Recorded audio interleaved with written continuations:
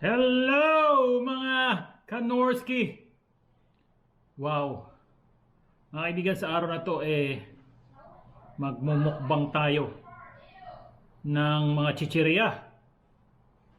Mga kaibigan, I always wonder kung ano ang chichirya na kinakain ng mga mayayaman dito sa Amerika, mga kaibigan. Kasi alam mo naman tayo mga Pilipinong kaming mahihirap na mga Pilipino dito sa Amerika, mga kinakain namin mga ganito, mga chicharon lang, diba? Sausaw mo sa suka. Ayan, may suka.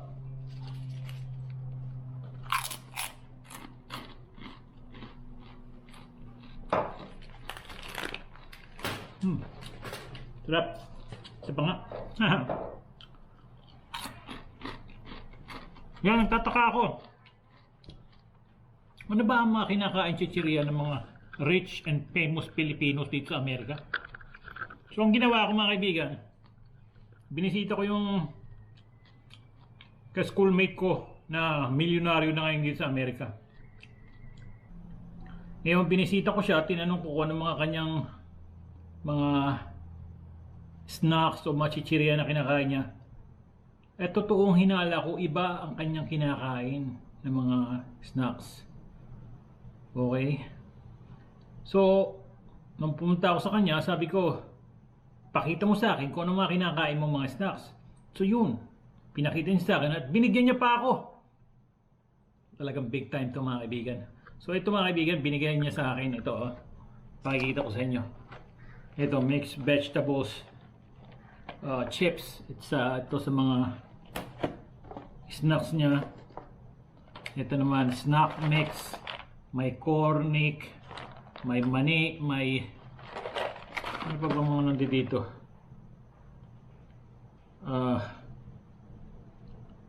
Iba't ibang bagay nandito, mga kaibigan. Tapos ito, okra chips. Ayan po, mga kaibigan. Titikman natin ang mga snacks ng mga rich, lalo na ang kaibigan kong rich. Bago yan, syempre kailangan meron tayong panulak. Ayan, mga kaibigan. Okay.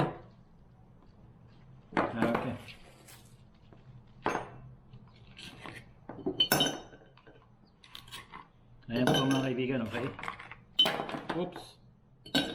Ayan. Tatanda ko nun sa atin, di ba, sa mga kanto, marami nagtitinda ng mani, cornic, at iba-iba pang chichirya. Okay. Okay, ito. Meron na naman tayong Sapporo beer.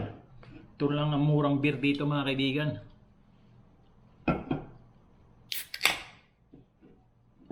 Yan po. Yan, mga kaibigan. Ito po ang Sapporo beer. Yung mga ibang beer, lalo na yung San Mig Light saka Red Horse, napakamamahal. Halos triple ang presyo, kaya hindi ako bumibili ng mga yon. Para silang ginto Mas masarap naman talaga sila kaysa dito sa beer na to, pero sobrang mahal. Ito, okay din naman ang lasa. So, ito, mga kaibigan, tinuruan niya ako paano gawin. Ang gawin ko daw, maglagay daw ako dito sa malagyan. So, yun ang gagawin natin. Meron tayong kutsara dito, mga kaibigan. So, maglagay tayo isang garapon. Ayan. Ayan, dalawang piraso, dalawang kutsara. Kuha rin tayo ng iba. Ng okra, yan po, mga kaibigan.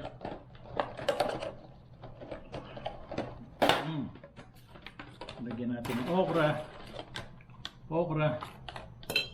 Ayan po, kamainan natin, mga kaibigan.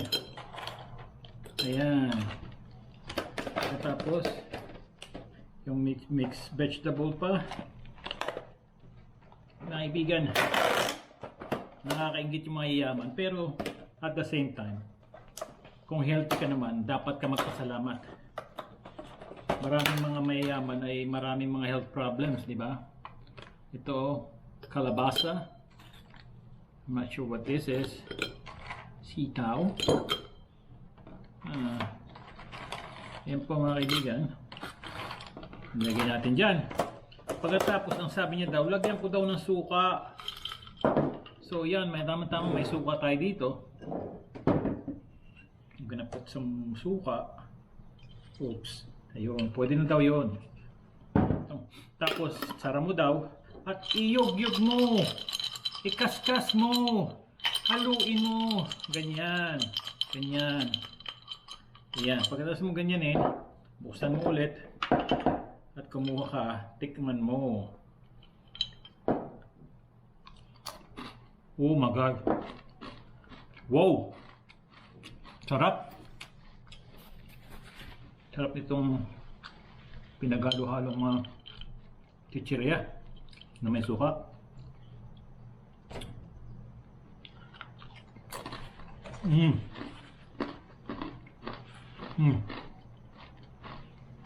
Malutong sila lahat. Itong sitaw. Wow. Itong carrots. Gamitin natin ng kutsara. Yung iba.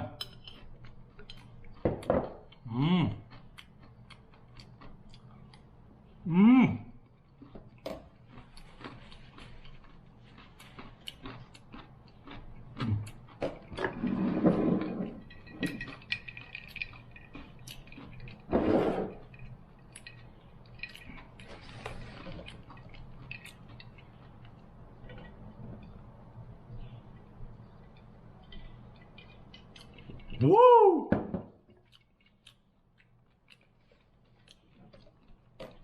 At kailangan magmadali ka sa pagkain ito. Dahil pag matagal na siyang nandoon, lumalambot na siya. So you have to hurry up and eat it para malutong pa rin siya. Woo!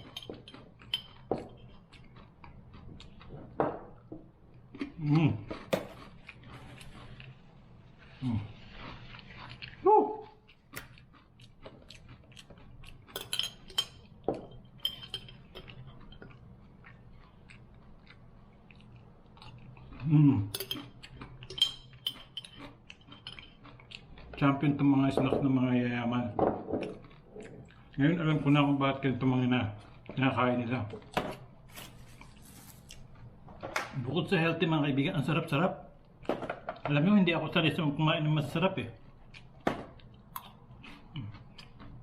Kasi hindi kaya ng budget ito, mahal to Butin lang, binigyan niya ako nito.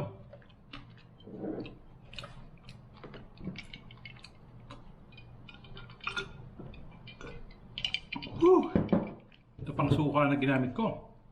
May spice pa siya. Kaya naman, lalo sumarap tong kinakain ko. Ito, okra.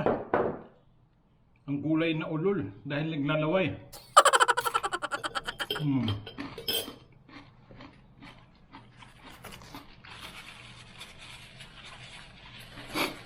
Bigla akong sarap.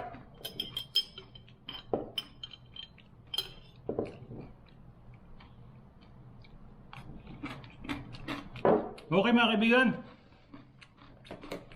hanggang dito na lang. Salamat sa inyong panood mga kaibigan. Cheers. I hope you guys are safe. Don't forget to like and subscribe, guys. Cheers for good looks. Bye everybody.